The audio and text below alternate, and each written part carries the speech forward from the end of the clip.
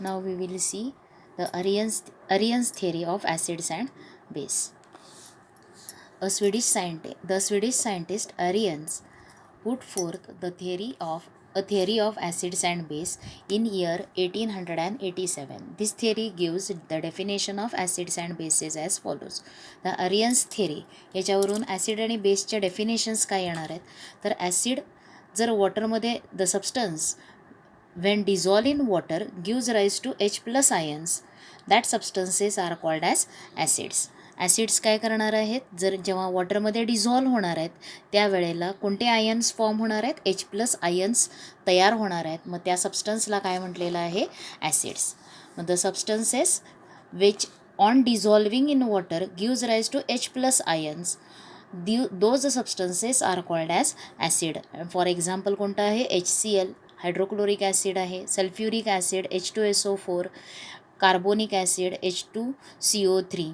आता वॉटरमध्ये ज्यावेळेस हे ॲसिड डिझॉल्व्ह होतात त्यावेळेस त्यांचे आयन्स काय होणार आहेत, सेपरेट होणार आहेत, म्हणजेच त्यांचं डिसॉसिएशन होणार आहे. HCl याचं काय होणार आहे, या कंपाऊंडचं डिसॉसिएशन होऊन 2 सेपरेट आयन्स आर फॉर्म्ड, किंवा आयन्स त्यांचे कॉन्स्टिट्युएंट आयन्स जे आहेत कंपाऊंडचे ते काय होणार आहेत, सेपरेट होणार आहेत.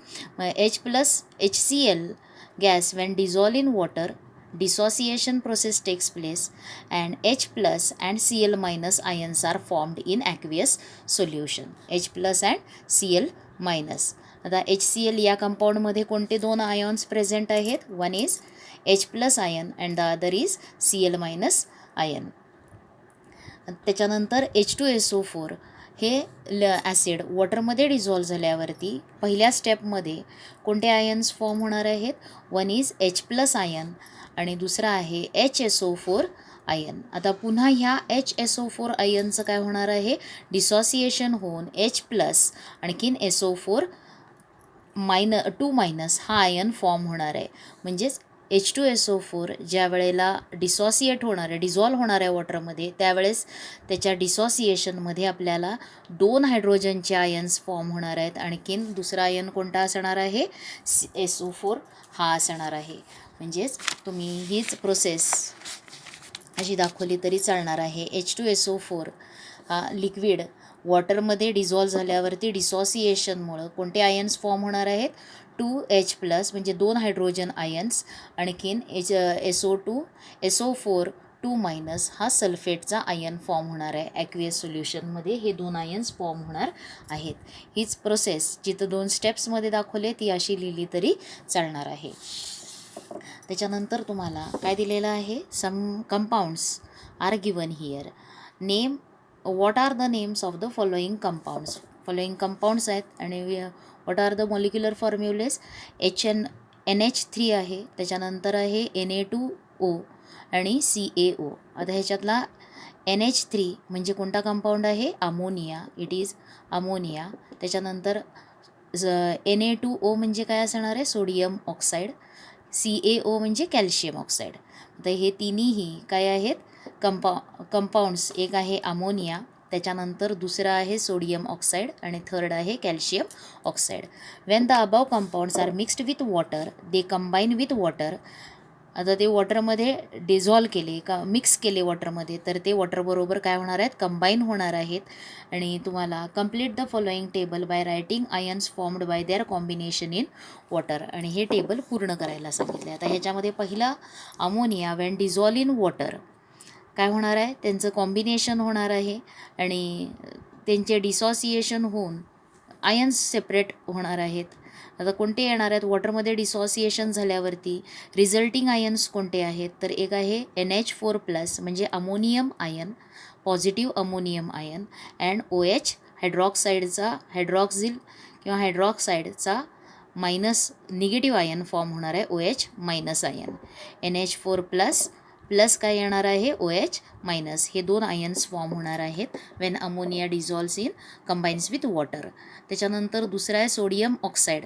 वॉटरबरोबर कंबाईन झाल्यावरती कोणते आयन्स फॉर्म होणार आहेत तिथे डिसॉसिएशननं, तर सोडियमचा पॉझिटिव्ह आयन, आणि इथं सोडियमचे 2 ॲटम्स आहेत म्हणून 2 आयन्स सोडियमचे फॉर्म होणार आहेत, 2Na प्लस प्लस आता OH पण किती आयन्स फॉर्म होणार आहेत, OHचे सुद्धा 2 आयन्स फॉर्म होणार आहेत, म्हणून 2OH मायनस हे आयन्स फॉर्म होणार आहेत. त्याच्यानंतर कॅल्शियम ऑक्साईड वॉटरबरोबर कंबाईन झाल्यावरती त्याचे आयन्स कोणते फॉर्म होणार आहेत, तर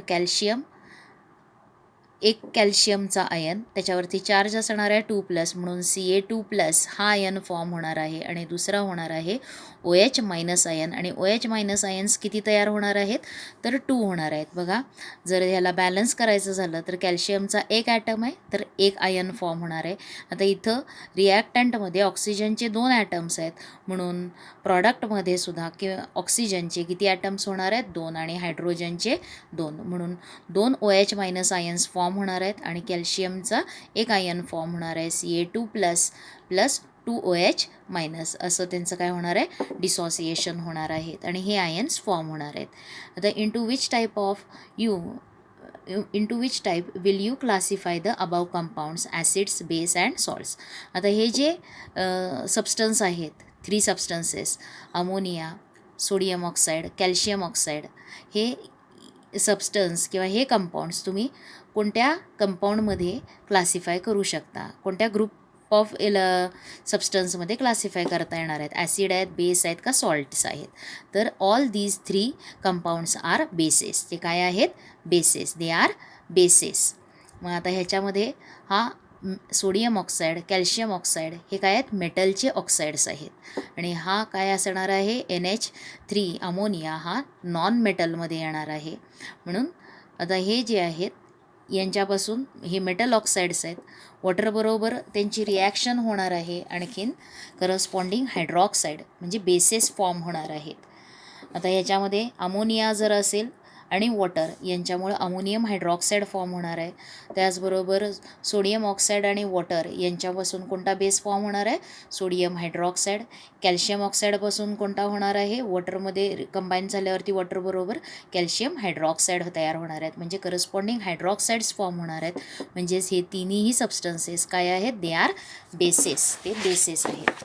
नाव बेसिसची डेफिनेशन काय येणार आहे, तर base is a substance which on dissolving in water gives rise to OH minus ion on the is as the only an ion, आणि त्या सबस्टन्सला काय म्हटलेलं आहे, बेसिस. आणि एक्झाम्पल कोणतं आहे, NaOH आणि कॅल्शियम हायड्रॉक्साईड CaOH ट्वाईस. त्याचबरोबर ammonium hydroxide, magnesium hydroxide, ferrous hydroxide हे काय असणार आहेत, व्हेरियस हायड्रॉक्साईड्स असणार आहेत, बेसेस असणार आहेत. मग बेसची definition according to Arrhenius theory काय येणार आहे, substances which on dissolving in water gives rise to OH minus ions, those substances gives rise to OH minus ions as the only an ion, those substances are called as base, they are called as base. मग आता इथं तुम्हाला NaOHचं dissociation दाखवलेलं आहे. NaOH solid वॉटरमध्ये dissolve झाल्यावरती कोणते ions form होणार आहेत, Na+ and plus OH minus ions form होणार आहेत. त्याच्यानंतर कॅल्शियम हायड्रॉक्साईड वॉटरमध्ये डिझॉल्व झाल्यावरती त्याचं डिसोसिएशन होऊन कोणते आयन्स फॉर्म होणार आहेत, Ca2+ 2OH मायनस आयन्स. आता OH मायनस आयन्स किती तयार झालेले आहेत, 2 तयार झालेले आहेत. इथे किती तयार झालेले आहेत, 1 OH मायनस आयन तयार झाला, इथे 2 OH मायनस आयन्स तयार झालेले आहेत. आता ह्याच्या पुढचा पार्ट म्हणजे कोणता बघायचा आपल्याला, classification of acids and base. आतापर्यंत तुम्हाला ॲसिड्स जे 8वीमध्ये तुम्ही ॲसिड्स शिकलात त्याच्यामध्ये ॲसिड आणि बेस यांचं क्लासिफिकेशन तुम्ही बघितलं. ॲसिड्स काय असतात, सोर टू टेस्ट असणार आहेत, त्याचबरोबर बेसेस जे आहेत ते बिटर टू टेस्ट असणार आहेत. आता ॲसिड्स हे कोरोजिव्ह असणार आहेत टच केल्यावरती, त्याचबरोबर अल्कलीज किंवा बेसेस जे आहेत ते कसे असणार आहेत, सोपी टू टच. आणि लिटमसचा एक डिफरन्स तुम्हाला लिहिता येतो, ब्ल्यू लिटमस टर्न्स रेड हे ॲसिडसाठी येणार आहे आणि रेड लेटमस टर्न्स ब्ल्यू हे कशासाठी येणार आहे, बेससाठी येणार आहे.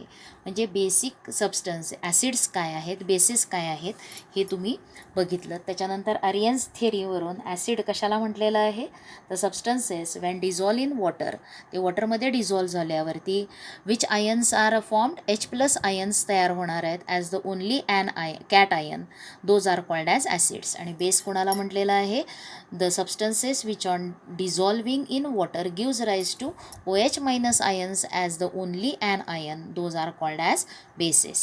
हे ॲसिड्स आणखीन बेसेस आर्यन्स थेअरीवरून तुम्ही बघितलं. त्याच्यानंतर आता classification of acids and base. आता first of all acids and bases are classified. पहिलं क्लासिफिकेशन त्यांचं आहे strong and weak acids, strong and weak bases आणखीन alkali.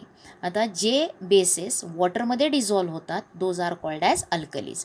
The bases which dissolve in water they are called as alkali. Alkali म्हणजे काय असणार आहेत, ते बेसेस असणार आहेत पण कसले, दे डिझॉल्व इन वॉटर, त्यांना काय म्हटले, अल्कली. मग acids and bases are classified into strong and weak type of bases, weak type on the basis of the extent to which they dissociate in their aqueous solution. आता aqueous सोल्युशनमध्ये त्यांचं dissociation होऊन किती प्रमाणामध्ये H+ ions किंवा OH- ions किती प्रमाणात तयार होतात त्याच्यावरून काय सांगता येणार आहे, ते ॲसिड किंवा बेस स्ट्रॉंग आहे का वीक आहे हे सांगता येणार आहे. मग स्ट्रॉंग ॲसिड कोणाला म्हटलेलं आहे, on dissolving in water a strong acid dissociates almost completely and the resulting aqueous solution contains mainly H+ ions and the concentrate and the concerned acidic radicals. For example, म्हणजे वॉटरमध्ये जर acid वॉटरमध्ये dissolve झालं आणि dissolve झाल्यानंतर काय होणार आहे, त्याचं डिसोसिएशनमुळं कंप्लीट डिसोसिएशन होऊन रिझल्टिंग ॲक्वियस सोल्युशनमध्ये मोर कॉन्सन्ट्रेशन, जास्त कॉन्सन्ट्रेशन कोणाचं असणार आहे, H+ आयन्सचं असेल तर त्या ॲसिड्सला काय म्हटलेलं आहे, स्ट्रॉंग ॲसिड्स. म्हणजेच स्ट्रॉंग ॲसिड्स वेन डिसोसिएट किंवा dissolve in water dissociates completely and the aqueous solution contains mainly H+ ions किंवा more amount of H+ ions, those are called as strong acids. त्यांना काय म्हटलं, स्ट्रॉंग ॲसिड्स. आणि example कोणते आहेत strong ॲसिड्सचे, HCl, HBr, HNO3, H2SO4. आता HCl म्हणजे काय आहे, hydrochloric acid, hydrobromic acid, nitric acid. HNO3 म्हणजे नायट्रिक ॲसिड. H2SO4 म्हणजे काय असणार आहे, सल्फ्युरिक ॲसिड. म्हणजे जे ॲसिड्स वॉटरमध्ये डिझॉल्व झाल्यावरती त्यांचं कंप्लीट डिसोसिएशन कंप्लीट होणार आहे, आणखीन पूर्ण होऊन त्या सोल्युशनमध्ये जास्त प्रमाणामध्ये कोणते असणार आहेत, तो solution contains mainly H+ ions, then those are called as strong acids. त्यांना काय म्हटलेलं आहे, स्ट्रॉंग ॲसिड्स. आता वीक ॲसिडची डेफिनेशन काय असणार आहे, on dissolving in water a weak acid does not dissociate completely. आता वीक ॲसिड त्याचं वॉटरमध्ये कंप्लीट डिसोसिएशन होणार नाही. तर मग weak acid does not dissociate completely, तो कंप्लीट डिसोसिएट होणार नाही, म्हणून H+ आयन्सचं कॉन्सन्ट्रेशन त्या सोल्युशनमध्ये काय असणार आहे, ग्रेटर अमाऊंटमध्ये असणार नाही तर ते लेस अमाऊंटमध्ये असणार आहे. And the resulting aqueous solution contains H+ ions and the concerned acidic radical in small proportion along with large proportion of undissociated molecules in the acid. आता ज्या वेळेला ॲसिड जे आहे त्याचं डिसोसिएशन वॉटरमध्ये डिझॉल्व होतात त्यावेळेला काय होणार आहे, तो पूर्ण डिसोसिएट झाला, कंप्लीट डिसोसिएशन झालं तर त्याच्यापासून काय मिळणार आहे तुम्हाला, H+ आयन्स आणि कन्सर्न्ड ॲसिडिक रॅडिकल. आता जो काही ॲसिड आहे, आता इथं फॉर एक्झाम्पल कोणतं आहे, H2SO4, तो वॉटरमध्ये डिझॉल्व झाल्यावरती काय झालेले आहेत, कोणते आयन्स फॉर्म झालेत, H+ आयन्स. आणखीन हा जो रॅडिकल आहे SO4 2- म्हणजे निगेटिव्ह रॅडिकल जो आहे त्याला काय म्हटलं आहे, ॲसिडिक रॅडिकल. म्हणजे त्या सोल्युशनमध्ये काय असणार आहेत, mainly H+ ions, H+ ions आणखीन तो ॲसिडिक रॅडिकल हेच असणार आहेत भरपूर प्रमाणामध्ये. आणि हा जो H2SO4 जो आहे त्याचं पूर्ण कंप्लीट डिसोसिएशन होऊन H+ आयन्स आणखीन ॲसिडिक रॅडिकल त्या सोल्युशनमध्ये प्रेझेंट असणार आहे. पण वीक ॲसिड जर असेल तर वीक ॲसिडमध्ये काय असणार आहेत, तर जो वीक ॲसिड जो आहे त्याच्यामध्ये म्हणजे ज्या वेळेला वीक ॲसिड डिझॉल्व होतो वॉटरमध्ये त्यावेळेस त्याचं कंप्लीट डिसोसिएशन होत नाही. म्हणजेच त्याच्या सोल्युशनमध्ये काय असणार आहेत, थोड्या प्रमाणामध्ये त्याचं डिसोसिएशन होऊन H+ आयन्स असणार आहेत. त्याचबरोबर ॲसिडिक रॅडिकल जो असणार आहे तो ॲसिडिक रॅडिकलसुद्धा थोड्या प्रमाणामध्ये असणार आहे. आणि along with large proportion of undissociated molecules of acid. Undissociated molecules of acid पण प्रेझेंट असणार आहेत. मग फॉर एक्झाम्पल बघा, कोणतं एक्झाम्पल बघायचं आहे, H2CO3 म्हणजे कार्बोनिक ॲसिड वॉटरमध्ये डिझॉल्व झाल्यावरती त्याचं डिसोसिएशन हे कमी होणार आहे, कंप्लीट डिसोसिएशन होणार नाही. लेस एक्सटेंटपर्यंत डिसोसिएशन होऊन H+ आयन्स हे आहेत acidic radical negative ions of carbonate CO3 हे आयन्स. आणि अजूनही त्या सोल्युशनमध्ये काय असणार आहे, तर त्या सोल्युशनमध्ये अनडिसोसिएटेड मॉलिक्युल्स ऑफ H2CO3 हे प्रेझेंट असणार आहेत. म्हणून H2CO3 हे कसलं ॲसिड आहे, वीक ॲसिड, कारण त्याचं वॉटरमध्ये कंप्लीट डिसोसिएशन होत नाही. त्याचबरोबर H2SO4 याचं कंप्लीट डिसोसिएशन होऊन काय होणार आहेत, H+ आणखीन ॲसिडिक रॅडिकल त्या सोल्युशनमध्ये असणार आहेत. Undissociated molecules of H2SO4 are not present, म्हणून तो काय आहे, स्ट्रॉंग ॲसिड, ते आहे स्ट्रॉंग ॲसिड. मग स्ट्रॉंग ॲसिड्सचे एक्झाम्पल कोणते आहेत, HCl hydrochloric acid, HBr hydrobromic acid, HNO3 nitric acid आणि H2SO4 sulphuric acid. These are strong acids. आणि वीक ॲसिड्स कोणते आहेत, तर वीक ॲसिड्समध्ये carbonic acid, acetic acid. Carbonic ॲसिडचा फॉर्म्युला काय आहे, H2CO3. त्याचबरोबर ॲसिटिक ॲसिडचा फॉर्म्युला काय आहे, CH3COOH. This is acetic acid. Acetic acid, carbonic acid, these are weak acids. त्याच्यानंतर तुम्हाला जसं तुम्ही ॲसिड्ससाठी बघितलं तसंच बेसमध्ये सुद्धा 2 टाईप्स आहेत, 2 ग्रुप्स, स्ट्रॉंग बेस आणखीन वीक बेस. आता जसं ॲसिडचं पूर्ण डिसोसिएशन होऊन स्ट्रॉंग ॲसिडचं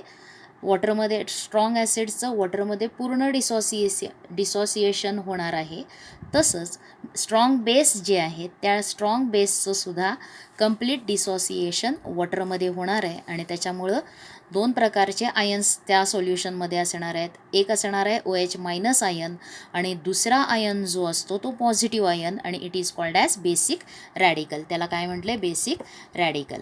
म्हणून स्ट्रॉंग बेसची डेफिनेशन काय होणार आहे, on dissolving in water a strong base dissociates completely. Strong base जो आहे तो काय होणार आहे, dissociate almost completely. And resulting aqueous solution contains. आता त्या रिझल्टिंग ॲक्वियस सोल्युशनमध्ये काय असणार आहेत, तर aqueous solution contains mainly OH- ions and concern basic radical. त्याचबरोबर बेसिक रॅडिकल पण प्रेझेंट असणार आहे, म्हणजेच OH- ion and concern basic radical. जर सोडियम हायड्रॉक्साईड असेल तर बेसिक रॅडिकल कोणता असणार आहे, Na+. पोटॅशियम हायड्रॉक्साईड असेल तर बेसिक रॅडिकल कोणता असणार आहे, K+. कॅल्शियम हायड्रॉक्साईड असेल तर कोणता असणार आहे, Ca2+. हे बेसिक रॅडिकल्स प्रेझेंट असणार आहेत. आणि त्यांच्यामध्ये ॲसिडिक रॅडिकल कोणता असणार आहे, OH- हा प्रेझेंट असणार आहे. म्हणून इथं तुम्हाला स्ट्रॉंग बेसेस कोणते आहेत, सोडियम हायड्रॉक्साईड NaOH, KOH, त्याचबरोबर CaOH2 आणि हा सोडियम ऑक्साईड ज्या वेळेला वॉटरबरोबर कंबाईंड होतो, डिझॉल्व होतो, त्यावेळेस त्याचे सोडियमचे प्लस आयन आणि हा ऑक्सिजन जो आहे तो वॉटरच्या हायड्रोजनबरोबर, वॉटरमधल्या हायड्रोजनबरोबर कंबाईन होणार आहे आणि 2 OH- आयन्स तयार होणार आहेत. जसं तुम्ही मागच्या पेजवरती बघितलेलं आहे, इथे बघा हे जो आहे सोडियम हायड्रॉक्साईड आणि वॉटर, त्याच्यामध्ये कोणते आयन्स फॉर्म होणार आहेत, तर सोडियमचा पॉझिटिव्ह आयन हा ॲसिडिक रॅडिकल, आणखीन हा कोणता असणार आहे, sorry this is basic radical, आणखीन हा जो असणार आहे OH मायनस आयन हा काय असणार आहे, ॲसिडिक रॅडिकल किंवा OH मायनस आयन्स, आणखीन Na प्लस हे 2 आयन्स तयार होणार आहेत. आता Na प्लस त्याच्यावर इथं 2 Na प्लस आयन्स फॉर्म होतील. इथं कॅल्शियमचा एक आयन त्याच्यावरती 2 पॉझिटिव्ह चार्ज, इथं पोटॅशियमवरती 1 पॉझिटिव्ह चार्ज, सोडियमवरती 1 पॉझिटिव्ह चार्ज असे ते बेसिक रॅडिकल्स तयार होणार आहेत. आणि प्रत्येकामध्ये कॉमन ॲसिडिक रॅडिकल कोणता असणार आहे, OH मायनस आयन. म्हणजे स्ट्रॉंग बेस कोणाला म्हटलेलं आहे, the bases when dissolved in water dissociates completely and the resulting aqueous solution contains mostly OH minus ions and concerned basic radicals. OH minus ion बरोबर basic radical पण present असणार आहेत. मग जर सोडियम हायड्रॉक्साईड जर वॉटरमध्ये डिझॉल्व झालं तर NaOH वॉटरमध्ये जर डिझॉल्व झालं तर त्याचं डिसॉसिएशन होऊन कोणते रॅडिकल्स मिळणार आहेत तुम्हाला, एक असणार आहे पॉझिटिव्ह रॅडिकल कोणता आहे Na प्लस, आणि दुसरा असणार आहे OH मायनस आयन्स. मग हे याच्यावरून काय होणार आहे, मोस्टली त्या ॲक्वियस सोल्युशनमध्ये मोस्टली कोणते असणार आहेत, OH मायनस आयन्स, आणखीन दुसरा कोणता रॅडिकल असणार आहे Na प्लस आयन, तो बेसिक रॅडिकल. हेच मोस्टली त्या ॲक्वियस सोल्युशनमध्ये प्रेझेंट असणार आहेत. इथं AQ हे लिहायचं, म्हणजे ॲक्वियसमध्ये ते आयन्स प्रेझेंट आहेत. आता वीक बेस कोणाला म्हटलेलं आहे, वीक बेस जे आहेत ते वॉटरमध्ये डिझॉल्व झाल्यावरती त्यांचं कंप्लीट डिसॉसिएशन होणार नाही. म्हणजेच थोड्या प्रमाणामध्ये स्मॉल ॲक्वियस सोल्युशनमध्ये काय असणार आहे, स्मॉल प्रपोर्शनमध्ये OH minus ions and concern basic radical, आणि along with large proportion of undissociated molecules of bases पण प्रेझेंट असणार आहेत. मग वीक बेस कोणाला म्हटलेलं आहे, on dissolving in water weak base do not dissociate completely, त्याचं डिसॉसिएशन कंप्लीट होणार नाही, आणि resulting aqueous solution contains small proportion of OH minus ions and concern basic radicals along with, यांच्याबरोबर अजूनही काय प्रेझेंट आहे, large proportion of undissociated molecules of base. आणि for example weak base कोणता आहे, तर अमोनियम हायड्रॉक्साईड NH4OH कोणता आहे, अमोनियम हायड्रॉक्साईड हा काय आहे, वीक बेस. आता NH4OH याचं जर वॉटरमध्ये डिसॉसिएशन झालं तर त्याच्या ॲक्वियस सोल्युशनमध्ये काय काय प्रेझेंट असणार आहे, तर त्याच्या ॲक्वियस सोल्युशनमध्ये पहिल्यांदा कोणते रॅडिकल्स प्रेझेंट असणार आहेत, एक असणार आहे NH4 अमोनियमचा रॅडिकल, त्याचबरोबर कोणता असणार आहे, OH मायनस हा रॅडिकल असणार आहे, आणि अजूनही काय असणार आहेत, कशाचे मॉलिक्युल्स असणार आहेत, तर अनडिसॉसिएटेड मॉलिक्युल्स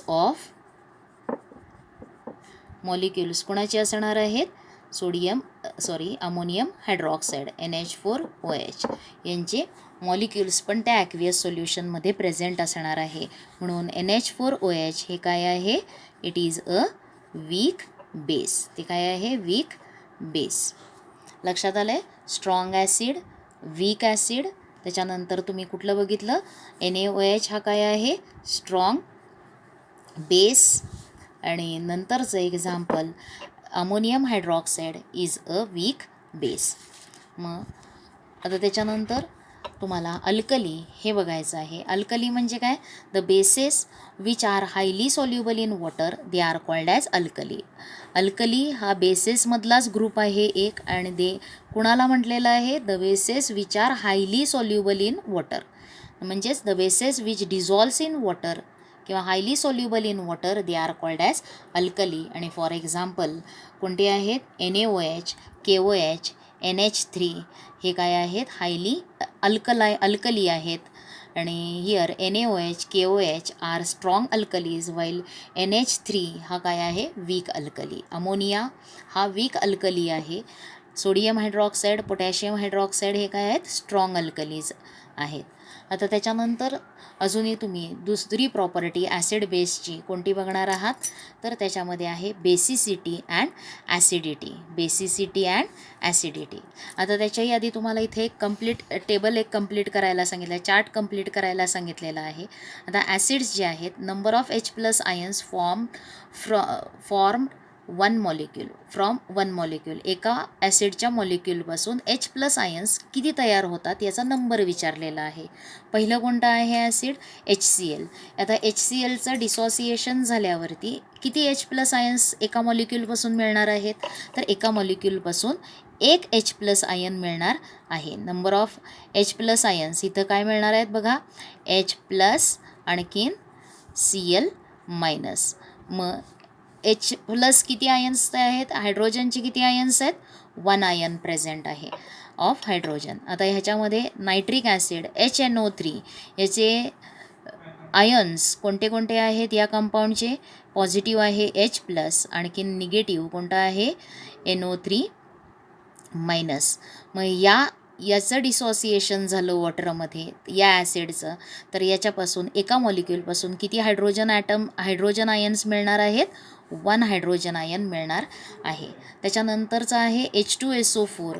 H2SO4 म्हटल्यावरती त्याच्यामध्ये किती हायड्रोजनचे आयन्स मिळणार आहेत 2 हायड्रोजनचे आयन्स आणखीन SO4 2- हे तयार होणार आहेत वॉटरमध्ये त्यांचं डिसोसिएशन आणि त्याच्यावरून नंबर ऑफ हायड्रोजन आयन्स इथं किती येणार आहेत 2 येणार आहेत. तसंच सिमिलरली हा जो कार्बोनिक ॲसिड आहे त्याचंसुद्धा डिसोसिएशन होऊन कोणते आयन्स मिळणार आहेत तुम्हाला 2 हायड्रोजन आयन्स प्लस किती येणार आहेत 1 कार्बोनिक आयन आणि तो काय असणार आहे त्याच्यावरती चार्ज 2-. म्हणजे इथं हायड्रोजनचे किती आयन्स मिळाले तुम्हाला 2 मिळाले.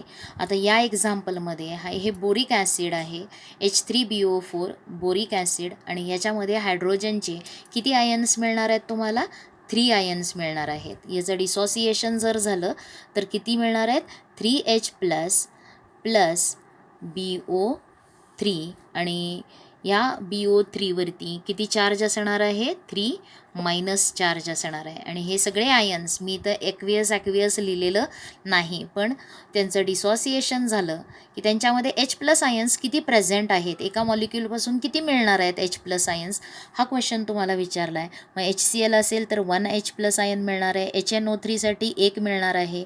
H2SO4साठी 2 H+ आयन्स मिळणार आहेत. H2CO3साठी 2 मिळणार आहेत. H3BO4साठी किती मिळणार आहेत 3 मिळणार आहेत. हा आहे ब्रोमिक ॲसिड आणि त्याच्यानंतर आहे H3PO4 म्हणजे फॉस्फोरिक ॲसिड आणि याच्यामध्ये सुद्धा तुम्हाला 3 हायड्रोजन आयन्स मिळणार आहेत 3 हायड्रोजन आयन्स. आणि हे जो ॲसिड आहे CH3COOH हे कोणता नेम काय आहे या ॲसिडचं ॲसिटिक ॲसिड आणि ॲसिटिक ॲसिडमध्ये तुम्हाला 1 H+ आयन मिळणार आहे. आता ह्याच्यामध्ये त्याचं डिसोसिएशन झालं तर H+ प्लस तुम्हाला काय मिळणार आहे CH3COO-. आता याच्यामध्ये हा निगेटिव्ह रॅडिकल आणि हा पॉझिटिव्ह रॅडिकल याच्यामध्ये 1 H+ आयन मिळणार आहे. मग आता ह्याच्या जे ॲसिड्सचे एक्झाम्पल्स इथं दिले त्याच्यापासून किती हायड्रोजन आयन्स फॉर्म होणार आहेत त्याच्यावरून सुद्धा ॲसिड्सचे टाईप्स आहेत. ज्याच्यामध्ये एक हायड्रोजन आयन मिळतो त्यांना म्हटलं आहे मोनो ॲसिडिक ॲसिड. त्यांना म्हटलेलं आहे mono acetic acid acidic acid. ते टाईप्स तुम्हाला बघायचे आहेत. आता त्याच्यासाठी तुम्हाला पाठीमागं क्वेश्चन्स आहेत. मोनो बेसिक ॲसिड कोणते आहेत बेसिक ॲसिड्स त्याच्यानंतर मोनो ॲसिडिक बेस कोणते आहेत हे ह्याच्या पुढचं बघायचं आहे. बेसिसिटी म्हणजे काय आणि ॲसिडिटी म्हणजे काय त्याच्या आधी तुम्हाला H+ आयन्स आणि OH- आयन्स किती तयार होतात ते बघायचं आहे. आता सेकंड कोणासाठी आहे बेससाठी आहे. मग इथं तुम्हाला डिफरंट बेसेस दिलेले आहेत. Sodium hydroxide, potassium hydroxide, calcium hydroxide, barium hydroxide, aluminium hydroxide, त्याच्यानंतर आयर्न फेरस हायड्रॉक्साईड आहे, अमोनियम हायड्रॉक्साईड. आता याच्यामध्ये OH आयन्स किती मिळणार आहेत? तर पहिल्यामध्ये तुम्हाला 1 OH आयन मिळणार आहे. त्याच्यानंतर KOH मध्ये सुद्धा तुम्हाला OH आयन्सची संख्या किती असणार आहे? 1 असणार आहे. आता कॅल्शियम हायड्रॉक्साईड याच्यामध्ये OH आयन्सची संख्या किती असणार आहे? 2. बॅरियम हायड्रॉक्साईडमध्ये कॅल्शियम हायड्रॉक्साईडची OH मायनस आयन्सची संख्या किती असणार आहे?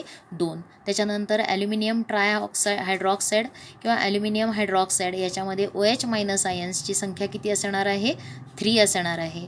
त्याचबरोबर फेरस हायड्रॉक्साईड याच्यामध्ये सुद्धा OH मायनस आयन्सची संख्या किती असेल? 3. आणि अमोनियम हायड्रॉक्साईडमध्ये OH मायनस आयन्सची संख्या किती असणार आहे? 1. आता acids and base are classified according to their basicity and acidity respectively. आता ॲसिड्स आणि बेस यांना पुन्हा कसं क्लासिफाय केलेलं आहे? त्यांच्या बेसिसिटीवरून आणि ॲसिडिटीवरून क्लासिफाय केलेलं आहे. मग what is basicity and what is acidity ते बघूयात. आता बेसिसिटी ही प्रॉपर्टी कोणाला असणार आहे? ॲसिड्सला असणार आहे. आणि ॲसिडिटी ही प्रॉपर्टी बेसला असणार आहे. मग त्याच्यासाठी बघा, आता बेसिसिटी ऑफ ॲसिड्स याच्यामध्ये काय येणार आहे? नाव what is basicity? The number of H plus ions obtained by the dissociation of one molecule of acid is called basicity. Basicity कशाला म्हटलेलं आहे? तर एक ॲसिडच्या मॉलिक्यूलपासून H प्लस आयन्स किती तयार होतात त्या नंबरला म्हटलेलं आहे बेसिसिटी. मग आता the number of H plus ions obtained by dissociation of one molecule of acid is called basicity. म्हणून बेसिसिटी ही प्रॉपर्टी कोणाला असते? ॲसिड्सला. मग बेसिसिटी ऑफ ॲसिड कशाला म्हटलेलं आहे? The number of H plus ions obtained by the dissociation of one molecule of an acid is called as basicity. त्याच्यानंतर acidity ही property असणार आहे बेसेसला. म्हणून acidity of bases. Acidity of bases. आता बेसेस कोणते आयन्स तयार करतात? OH मायनस आयन्स तयार करतात. म्हणून डेफिनेशन काय येणार आहे ॲसिडिटी ऑफ बेसेसची? The number of OH minus ions obtained by dissociation of one molecule of base is called its acidity. त्याला काय म्हटलेलं आहे? ॲसिडिटी. मग आता जर एक OH मायनस आयन तयार करत असेल तर त्याला म्हणायचं मोनो ॲसिडिक बेस. त्याला काय म्हणायचं आहे? Mono acidic base. जर OH मायनस आयन एक असेल तर त्याला काय म्हणायचं आहे? मोनो ॲसिडिक बेस असं म्हणायचं आहे. जर 2 OH आयन्स तयार होत असतील, इथं 1 होतोय तयार, जर 2 तयार होत असतील, 2 OH मायनस आयन्स तयार होत असतील तर त्याला काय म्हणायचं आहे? डाय ॲसिडिक. त्याला काय म्हणायचं आहे? डाय ॲसिडिक बेस असं म्हणायचं आहे. आणि जर 3 OH मायनस आयन्स फॉर्म होत असतील तर त्याला काय म्हणायचं आहे? Tri acidic base. त्याला काय म्हणायचं आहे? ट्राय म्हणजे जर 3 OH मायनस आयन्स तयार होत असतील तर त्याला काय म्हणायचं आहे? Tri acidic base. आता मोनो ॲसिडिक हा सलग शब्द ठेवायचा, डाय ॲसिडिक सलग शब्द ठेवायचा, tri acidic. Mono acidic base, di acidic base, tri acidic base असे होणार आहेत. आता जर OH तसंच ॲसिड्सचे सुद्धा काय असणार आहेत? टाईप्स. कोणते कोणते आहेत ॲसिड्सचे टाईप्स? तर ॲसिड्सचे टाईप्स ऑफ ॲसिड्स कोणते कोणते आहेत? पहिला असणार आहे मोनो बेसिक ॲसिड. काय असणार आहे? Mono basic acid. आणि ह्याच्यामध्ये किती H प्लस आयन्स असणार आहेत? 1 H प्लस आयन फॉर्म होतं. त्या ॲसिड्सला काय म्हणायचं आहे? Mono basic acids. आणि एक्झाम्पल कोणतं आहे? तर HCl असेल, त्याच्यानंतर HBr हे असणार आहेत मोनो बेसिक ॲसिड्स असणार आहेत. त्याचबरोबर दुसरा टाईप ॲसिड्सचा कोणता आहे? तर डाय बेसिक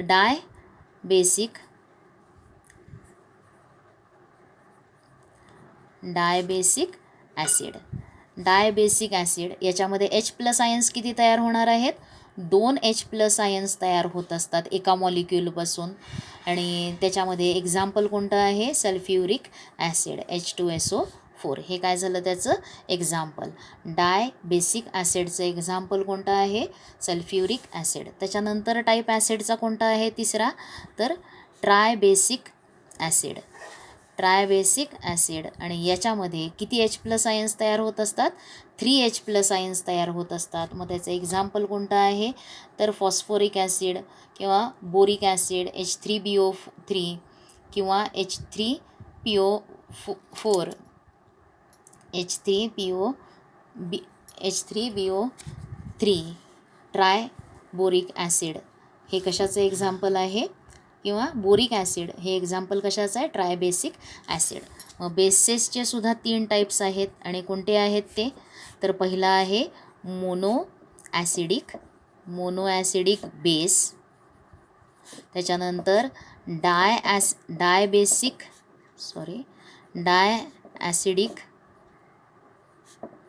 डायॲसिडिक बेस. आणि थर्ड आहे ट्रायॲसिडिक बेस. आता मोनो ॲसिडिक बेसमध्ये OH- आयन्सची संख्या किती असणार आहे? 1. त्याच्यानंतर डायॲसिडिक बेसमध्ये किती असणार आहे? OH आयन्सची संख्या 2. आणखीन ट्रायॲसिडिक बेसमध्ये OH- आयन्सची संख्या किती असणार आहे? 3. आता याच्यावरून तुम्हाला एक्झाम्पल्स जर लिहायला सांगितले तर तुम्हाला पाठीमागे चार्ट आहे, त्या चार्टवरून सुद्धा तुम्ही एक्झाम्पल्स लिहू शकता. मग कोणते आहेत एक्झाम्पल्स तुम्हाला देता येणार आहेत? बघा, NaOH, KOH हे जे आहेत हे कशामध्ये येणार आहेत? मोनो ॲसिडिक बेसमध्ये येणार आहेत. मोनो ॲसिडिक बेस काय येणार आहेत? NaOH, KOH. त्याच्यानंतर डायॲसिडिक बेसमध्ये कोणी येणार आहेत? कॅल्शियम हायड्रॉक्साईड, बॅरियम हायड्रॉक्साईड हे कशामध्ये येणार आहेत? तर त्याच्यामध्ये 2 OH CaOH twice 2 OH- ions तयार होतात. म्हणून कॅल्शियम हायड्रॉक्साईड हा काय आहे? डायॲसिडिक बेस आहे. त्याच्यानंतर जर 3 OH- आयन्स फॉर्म होत असतील तर त्याला काय म्हटलं आहे? ट्रायॲसिडिक बेस. आणि एक्झाम्पल कोणतं आहे? फेरस हायड्रॉक्साईड किंवा ॲल्युमिनियम हायड्रॉक्साईड. कोणतं येणार आहे? फेरस हायड्रॉक्साईड किंवा ॲल्युमिनियम हायड्रॉक्साईड AlOH थ्राईस हे असणार आहे ट्रायॲसिडिक बेस. इथंसुद्धा हे 2 जे ॲसिड्स आहेत हे काय आहेत? Mono basic acid. त्याच्यानंतर हे 2 जे आहेत सल्फ्युरिक ॲसिड, कार्बोनिक ॲसिड ते कसले आहेत? Basic acids. आणि बोरिक ॲसिड, फॉस्फोरिक ॲसिड हे कसलं ॲसिड आहेत? कसला टाईप आहे ॲसिडचा? ट्रायबेसिक ॲसिड. आणि हा कोणता आहे? तर इट इज याच्यामध्ये एक H+ आयन तयार होतो म्हणून हा आहे मोनोबेसिक ॲसिड. लक्षात आलेत हे टाईप्स ॲसिड्स. आणखीन बेसचे टाईप्स कशावरून आहेत? त्यांच्या बेसिसिटीवरून आणखीन ॲसिडिटीवरून. टाईप्स बघितले तुम्ही ॲसिड्स आणखीन बेस. आता याच्या पुढचा पार्ट जो आहे तो concentration of acids and base तो आपण बघूयात.